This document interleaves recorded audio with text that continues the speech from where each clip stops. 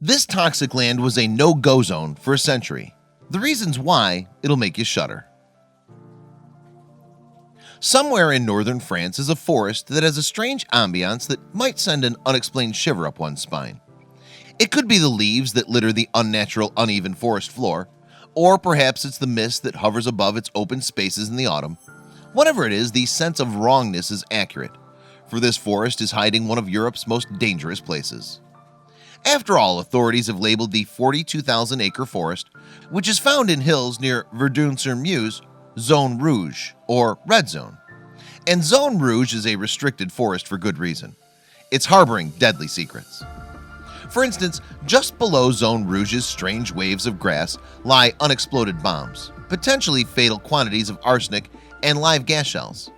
The full potential of these particular weapons was never realized, but those that did go off left behind something even creepier. Indeed, spread among the munitions are the remains of unfortunate long-dead soldiers.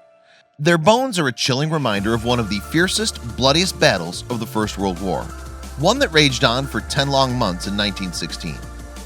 The battle started because the German Fifth Army had planned a preliminary bombardment on the fortified city of Verdun. The aim? To strategically shift troops away from the internally volatile Russia on the Eastern Front and launch a surprise attack on Verdun in the West. So at 7:15 a.m. on February 21, 1916, 100,000 shells started falling on the city every hour. It was, needless to say, a bloodbath. Still, a significant weather delay before the attack allowed the French to learn of the plan and send for reinforcements. Moreover, in a desperate effort for survival, the city's battalions tried to dig even deeper trenches. Regardless, however, almost half of the French troops were destroyed within several hours of the bombardment. The bombardment continued until the close of the day, and the meager number of French survivors barely rallied to keep Germans from the city. But the Germans held the advantage, as they were positioned in the forest hills overlooking Verdun and close to the strategically advantageous Fort Douaumont. On February 24th, the Germans took Douaumont and another outlying fort, demoralizing the city's inhabitants, as well as the freshly arrived reinforcements. But retreat was not an option. Indeed, French citizens around the country demanded that the forts be recaptured and the city protected. At that point, however, the battle had turned to one of attrition, with both sides losing men only to gain reinforcements. The stalemate continued and intensified in July when the British launched their first offensive attack along the Western Front at Somme. This itself would become the largest and longest battle of the war.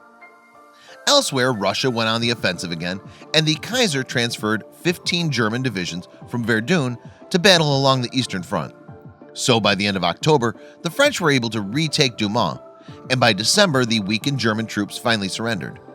All told, though, the Battle of Verdun caused anywhere between 300,000 and nearly 1 million deaths, with both sides suffering almost equal losses. In addition, the battle turned 40,000 acres of forest into a swampy wasteland of death, poison, and unexploded artillery.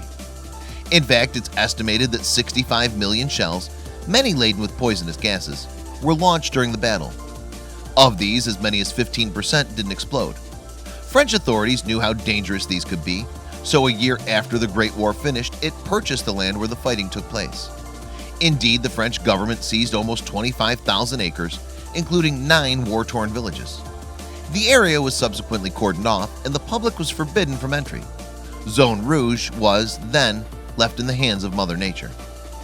Even farming, which had been practiced here in the years leading to the First World War, was banned. In fact, in place of plowed fields and rows of crops, it was hoped that trees would gradually heal this battle-scarred landscape. But battle-scarred doesn't even cut it in terms of describing how the war converted the landscape. Christina Holstein, an independent UK-based historian, explained to National Geographic that the ground was just completely churned up. She said any trees were smashed, and men took shelter where they could, in shell holes and in holes in the ground. And although battle destroyed the forest's original trees, new ones eventually came back with a vengeance.